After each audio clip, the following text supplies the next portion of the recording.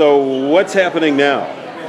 I've got the mini French toasts in the oven cooking. I'm going to fill some more and then wait for wave 2 of people to come by, and then I'll also start on our breakfast burritos after that. Okay. They kind of, they come in waves, they watch what I'm doing, they go away, they come back and eat. And a lot of my purpose in being here is promoting the really wonderful products that our vendors have and showing people how to use them, what to do with them, giving them inspiration and new ideas. How are you? Well, thank you. I'm going to use some of your breads in my cooking demo today. Yeah, please. You know, I'll take some red pepper hummus too. So I'll take one of each of the wheat and the white, and a red pepper hummus. So 2 bread, 1 hummus.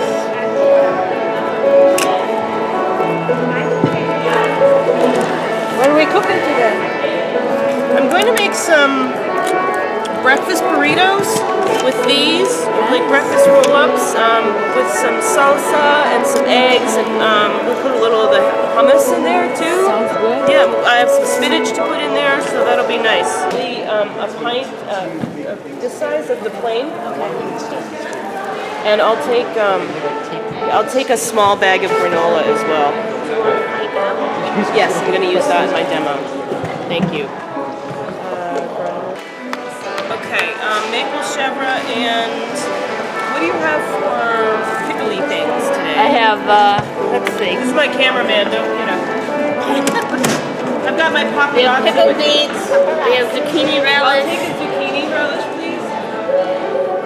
And you have a couple extra zucchini relish for me? Yeah, I do. Okay, awesome.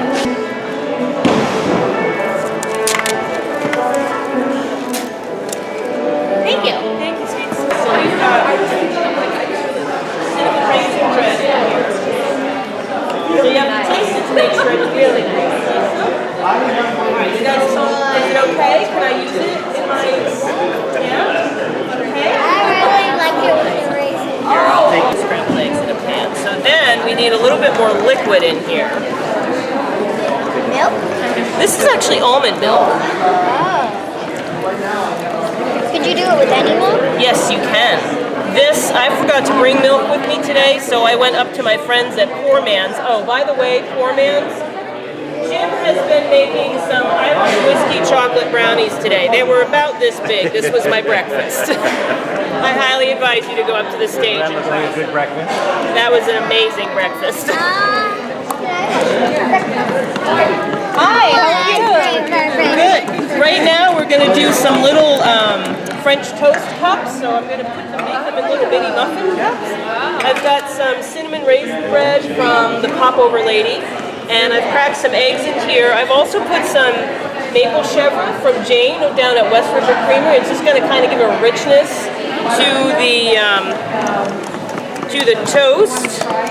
And I'm not really putting any sugar in the batter because our bread is so sweet that we really don't need it. I'm going to put a little bit extra almond. I'm using almond milk today. And it's just really simple, so I'm going to pour the custard over it.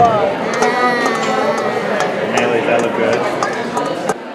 Do you think that we might need maple syrup for this? Or do you think it's going to be sweet enough? Sweet enough. It's going to be sweet enough? What do you think, Millie? Should she add maple syrup or sweet enough?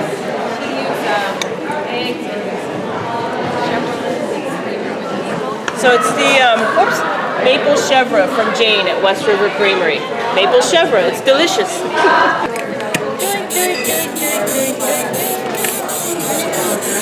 There.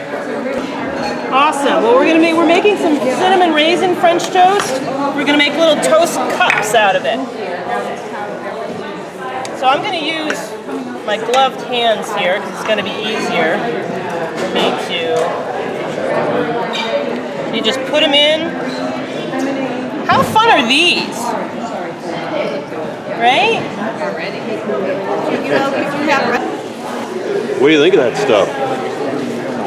Looks is my paparazzi today. He's following me. Whoa. Wow, that's intense, man. That's some French toast love right there. How many calories is that love? They're little, so they don't count. I like that. How is it, guys? Thumbs up, huh? Awesome. We love thumbs up. Can I have a yummy dance for that? Yummy dance. Oh, love yummy dance. Woohoo! We got yummy dance. All right. What do you think, Kath? That's good. Isn't it amazing? That looks like a happy face right there. Yeah. There you go. You're welcome.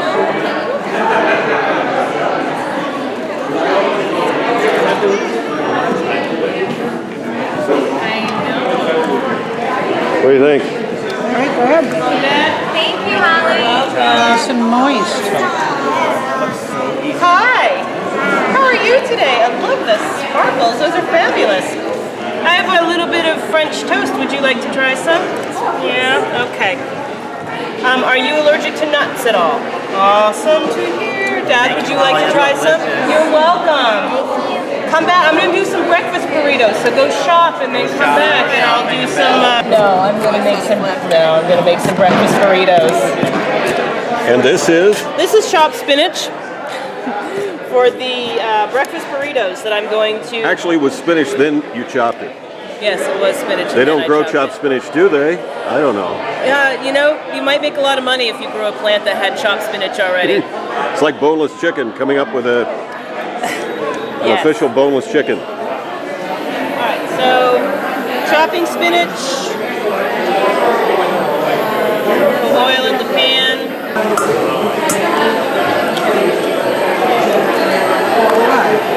And you're preparing for? This is for the breakfast burrito that will have some black bean and corn salsa, spinach. Might put a little zucchini relish in it too if I'm feeling crazy. How did you get into this? I fell into this. I've been in the hospitality industry for about 30 years. I started, like everybody else does, making beer money for college. And then I've always loved to cook. So I went into commercial restaurant kitchens for a while. And what I really love is this, bringing fresh ideas to people and helping to inspire them to go home and create meals on their own. All right, scrambled eggs, spinach.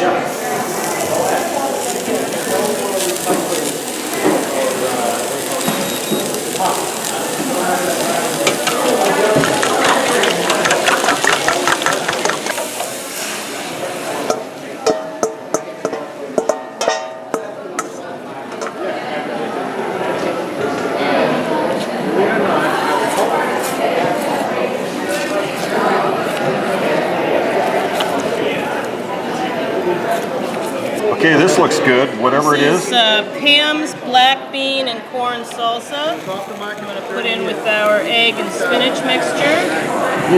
Thank you. We Oh, did good. It good. was so nice We to did see you. good. Nice to see you. I'll see you in yoga. Tuesday. Great. Oh, good. Take care.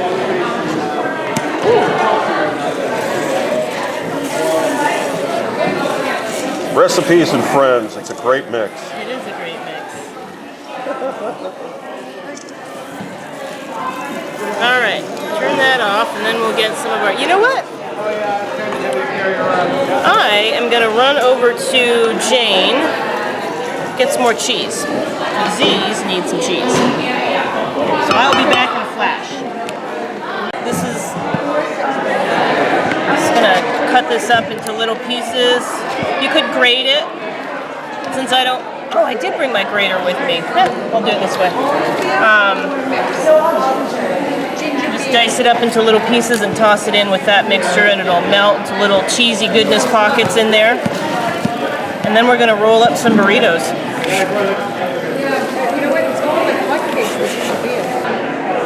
And I think I'm gonna top them off with some of that zucchini relish too.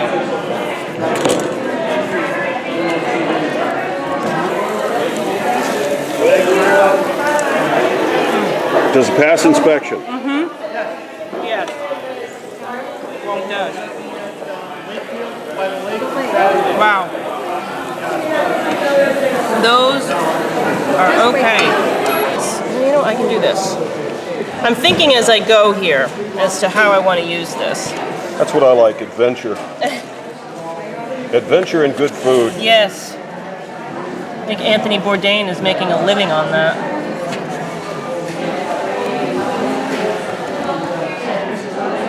How are you ladies today?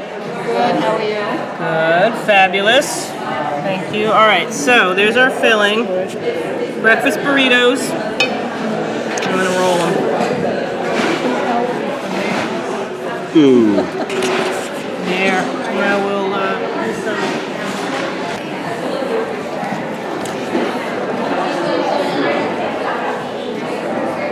They're a little messy, but messy is good.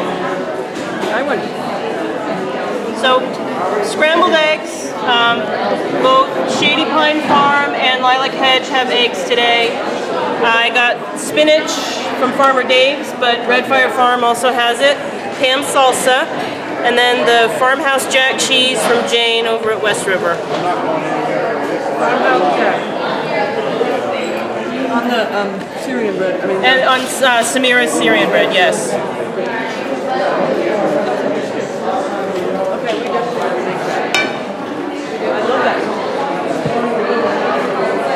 Zucchini relish from West River Creamery, and flatbread from Samira's. Hi! Oh my goodness! I need some love. Come over here. Oh! How are you? Good. What do you have over here? It's like face paint. Is that from today or from another day? Today. Hi. Party works great for me. Oh, awesome. Hi, Miriam? Yeah? What do you think? You like breakfast burritos? Find out. I'm taking that as a yes. What do you think, Miriam? Good? Yeah, there we go. 2 thumbs up. You gonna have some?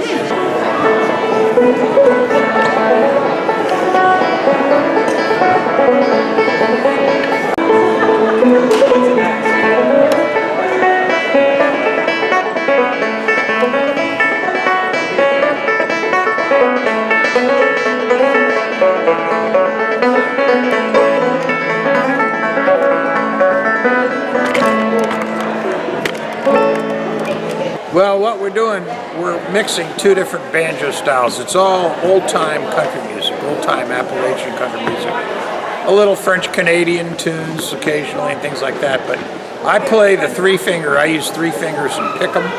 Yeah. Pick the banjo like that, sort of like a scrug style, bluegrass style, and he's playing the old-time mountain clawhammer style. Yeah, and I have a little pick that I use this way.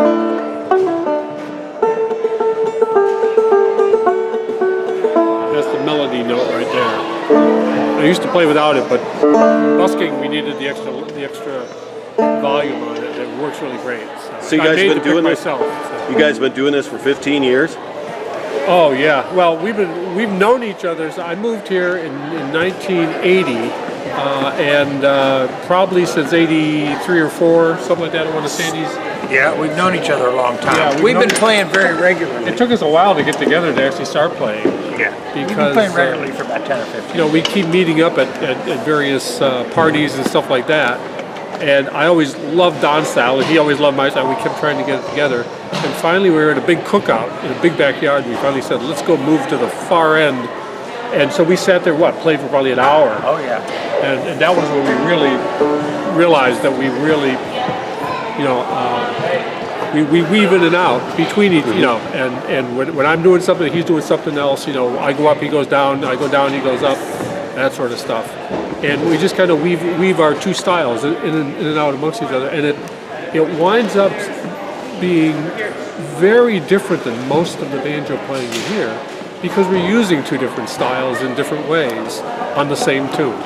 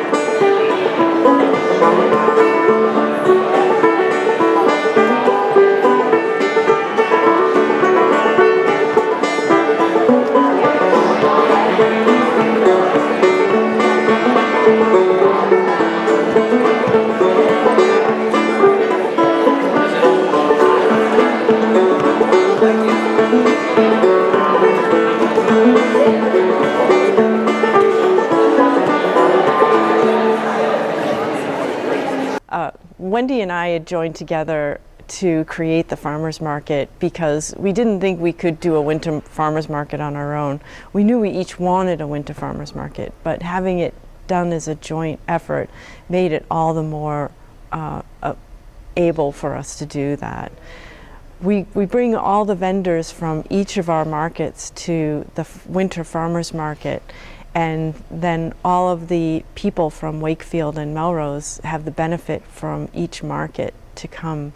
All the market goers come each month and they say hi to each other. They come out of their hibernations from the winter, and they're able to enjoy themselves in this little oasis for winter, especially the winter we had this year. Yeah, for sure. Wendy and I work weeks in advance to know who's going to be at the market, and we look at the space that we have available to us, and we've come up with a basic layout with empty spaces, and then we say, well, who's best to fit that space? And we change it up slightly each time to try to optimize all of the vendors and what they can bring to the market. So we try to put all of the fresh vegetables scattered about so that people have options for getting vegetables from not just one farm, and the meat as well, and the fish as well, and then we have the prepared foods also scattered about. So it's all thought out in advance to know where each vendor will be seated. Wendy from the Wakefield Market and I from Melrose have put together a credit card, and we also accept SNAP benefits, which is the Supplemental Nutrition Assistance Program for food stamps. And if you don't have enough cash, we can let you run your credit card, your debit card, your SNAP EBT card at the market, and we'll give you market money in exchange that you can spend at all of the vendors. And if you happen to have market money from either of our markets, you can use that also. If you have Wakefield market money, then you just exchange it for Melrose market money. So we're only dealing with one currency here.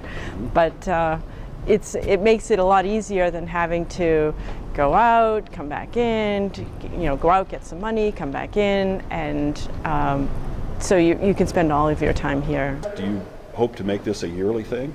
Yes, we in fact have already discussed with the head of Memorial Hall, Kathy Piggott-Broder, on the dates for next year. So again, we'll have a monthly market next year, starting with the Thursday before Thanksgiving and the Thursday before Christmas, and then continue on the third Thursdays of each of the months up until April.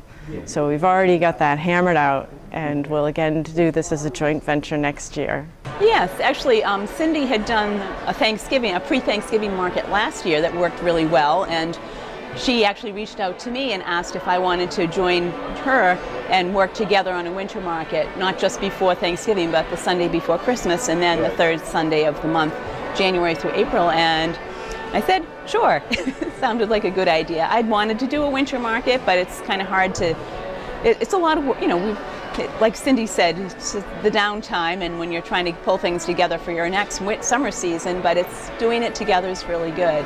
And as I think, Cindy also said that we've learned a lot from each other, and it's just been a really good thing. The vendors like it, people like it, it's all good. So, as you can imagine, farming in eastern Massachusetts is not an easy thing. There's not much land available, there's not an infrastructure for agriculture, but I've been able to start my farm about 16 years ago and cobble together enough land to the point where we now grow on about 90 acres, so we're growing a wide range of fruits and vegetables. Also, we grow a lot in greenhouses now. And we get people coming to the farm, to our farm stands in Dracut and Tewksbury, at the Brock's Farm in Dracut and the East Street Farm in Tewksbury. But we've noticed that these farmers markets are really like a focal point and a joining point where people come in together, and those that are seeking out really good food come to this one location one day a week. So we can really concentrate our sales, get a large amount of sales of our product in like a 3 to 4 hour period, just one day a week. And instead of having things laid out in the farm stand all day, oftentimes in the summer heat, or in the drier winter air where things are going to dry out, especially the case of our greens, here at the farmers market, having that concentrated 3 to 4 hour busy time really allows us to offer that perishable product that we're growing on the farm, only 20 to 30 minutes away from here, direct to the consumer, so that they end up with a better product, and the farm has a better opportunity to market its product. What the farmers market does for me is it gives me a chance to meet my customers and find out what their likes and dislikes are, and what I'm doing right, and hopefully I'm doing everything right. And it also gives me a chance to try out new products where I check and see how it sells at the farmers market before I manufacture it for stores. And it's a great way to get your product. What's the history of you doing this? I work for a major appliance company doing cooking demos. And I had product left over, and I developed this, and I started combining the different leftovers until I came up with this black bean recipe. The Salstina is just because I wanted to do it. And you have a shop called Kitteridge Candles. That's correct. How did you come to do something like this?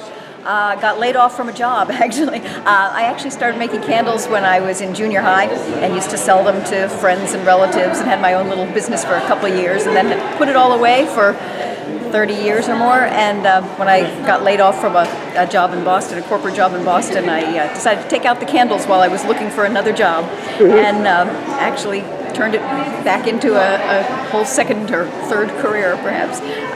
What do you think of the Melrose market, the winter market? How important it is to you? It's been wonderful. We actually do the Wakefield summer market, and that's how we learned about this in the first place. And it's been really terrific because we've seen our Wakefield customers here. Now we have new Melrose customers, and it's been a nice combination of the two towns working together to produce something even bigger than either one of them would have been able to alone. And it's a wonderful venue, so we've been having a great time here. Downey Cider was founded in a Bates College dorm room in Maine, and ended up moving down Which to Massachusetts. college was that? Bates College. Oh, okay.